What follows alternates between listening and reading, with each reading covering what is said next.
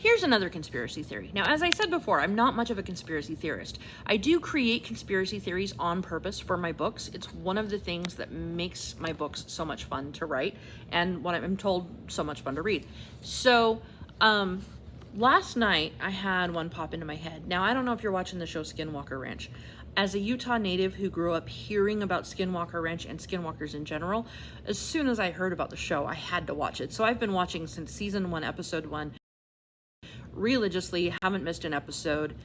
I watched them the second they hit Netflix, and I am completely addicted. I also watch Blind Frog Ranch, and I also watch Beyond Skinwalker Ranch. Last night, it kind of all clicked into place for me. So here's the timeline that I have. The thing that is inside the mesa that they are currently drilling into is a crashed spaceship from the 1940s, right around the same time as the Roswell incident. They happened around the same time. The difference is the Roswell incident had farmers nearby. That area of Utah was mostly completely unpopulated, and because of the mountains, any kind of major crash would not have been seen by any nearby locals because they would have been miles away. So, the government found the crash, salvaged what they could for reverse engineering programs, and then buried the rest of it inside the mesa. Potentially dug a hole to do that with, or potentially the ship crashed into the mesa and was mostly buried to begin with. Then they used that big rock slide that's on the mesa to cover it up, which is why that seems to be just a big air cavern in there.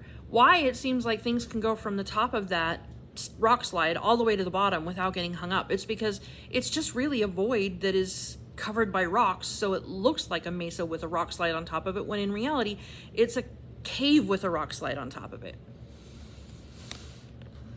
Okay, the entire United States space program was reverse engineered from what they recovered from that ship and in Roswell.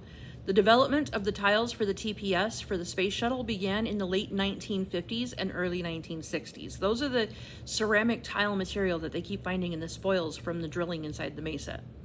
Lockheed Missiles of Lockheed Martin began developing the Ceramic Reusable Surface Insulation, or RSI, nearly 8 years before the space race began. Why? What were they making it for? Where did they get the idea? How did they come up with it? What was the plan? I mean, yeah, it's Lockheed Missiles, but missiles don't leave and re-enter orbit. They didn't start doing that until way after the space shuttle began.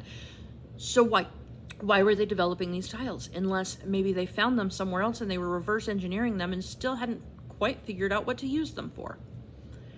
Okay, JFK knew about the ship and the ongoing reverse engineering program when he made the promise that man would land on the moon in 1961 in his speech.